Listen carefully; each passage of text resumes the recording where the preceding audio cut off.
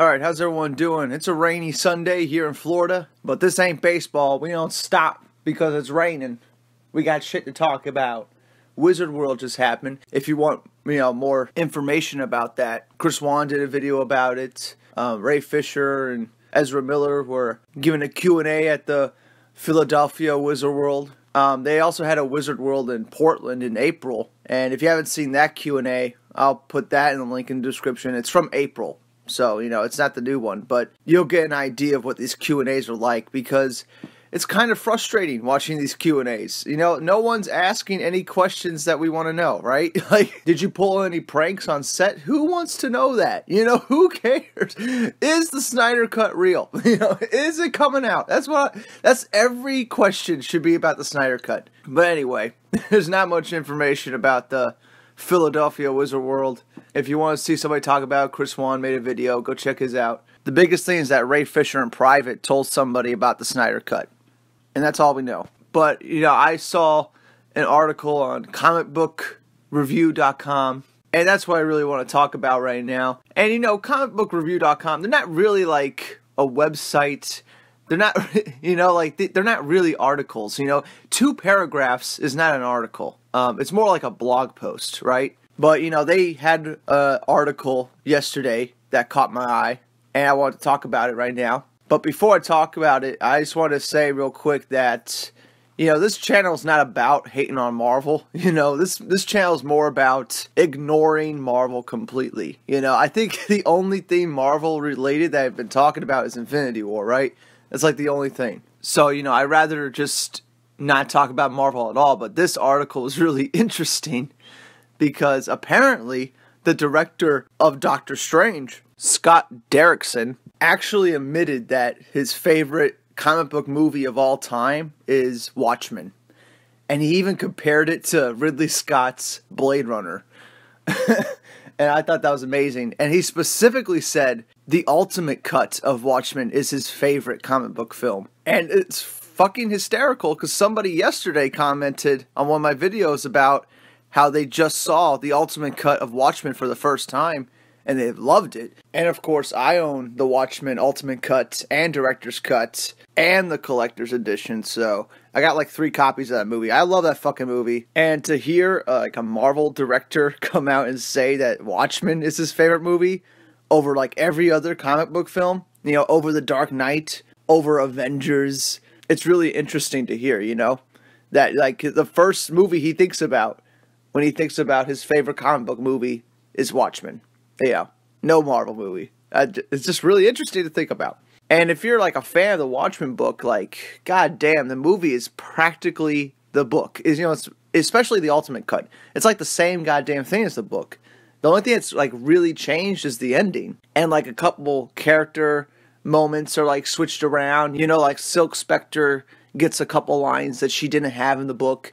And it's just like, it's very minimal shit that's changed in the movie. And it's an adult movie. It's rated R. There's a sex scene in it. I think there's a couple sex scenes in it. It's uber violent. Especially that alley scene where they're breaking the dude's arms and stuff like that was uber violent. And I loved it. So, it's definitely not a family-friendly comic book film. It's just geared towards adults. I think adults are the only ones that could probably handle it, And, Watchmen bombed hard when it came out, like, I think it made, like, $200 million or, like, less, and the movie costs, like, $250 million to actually put out in theaters. So, it was a lot of money Warner Brothers invested in that movie, and they barely got anything back from the box office, it was a bomb, like, way worse than, like, Justice League, right? And they still put out, like, 3 different versions of Watchmen on home release. So really, like, that whole argument about Justice League and the Snyder Cut can't happen because Warner Brothers wouldn't want to invest money in it, that's like complete horse shit, Like, they've done that before on other films. They've invested money after the film was a bomb. They invested a little more for the home release. It's not cheap to print out different versions of the same movie, That's not a cheap thing to do. Warner Brothers has to invest money in that. And, I think if you're Warner Brothers, you know how good Zack Snyder's movies are with director's cuts and ultimate cuts. Like, you know how good they are. And they sell good, too. I think more people are more inclined to buy a director's cut or an ultimate cut of a movie that they've already seen, you know? Yeah, it's just curiosity. They just want to see a different version of it. I think more people are inclined to do that. And you know, this director, this Marvel director, would be buying Justice League, the director's cut, you know? Because if he liked Watchmen, the ultimate cut, he's probably a fan of Snyder's work, you know? Like, you can't get around that, you know? Like, you know, Watchmen is a Snyder film through and through. You know, it's got all his stylistic choices. It's got his fingerprints all over it.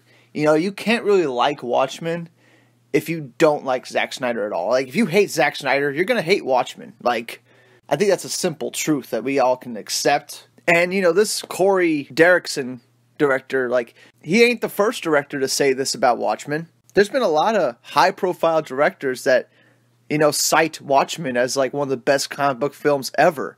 And this is like, The Dark Knight is like considered the greatest comic book film. I mean, I rarely hear directors talking about The Dark Knight, you know? Even though we all know The Dark Knight's a fucking amazing movie. You know, very few directors come out and say, oh, it's my favorite comic book film of all time, The Dark Knight. Every time I hear the question, what's your favorite comic book movie? The Watchmen is always brought up, you know? Like, it's always like a thing people keep going back to. And, you know, I'm surprised a Marvel director would even say this. You know, somebody that works on Marvel films would actually come out and say this. Watchmen is like Blade Runner, and it's one of the best comic book movies of all time. It's better than any Marvel film, you know. I mean, he didn't say that, but, you know, just the fact that he didn't mention any Marvel film kind of shows you, like, what he might think of them. And I'd be surprised if he gets another gig at Marvel. You know, who knows? I wouldn't mind if he becomes a DC director now, you know? Like, get this guy on Flash, you know? Like, I don't really care, you know, how Doctor Strange came out. I didn't watch Doctor Strange, so I don't know how that movie came out. But, like, you know, if he's a big fan of Watchmen, get him on a DC film. You know, why not? Maybe get him on a prequel to Watchmen. You know, like the books. You know that comic series before Watchmen? I know a lot of people didn't like it, but I thought it was pretty neat. And it could make a pretty cool, like, movie or TV series. And I think that's what they're doing for the HBO TV series. But if they made a movie, I probably would get this Corey Derrickson guy to make it. Because, you know, it seems like he would be passionate about it, right?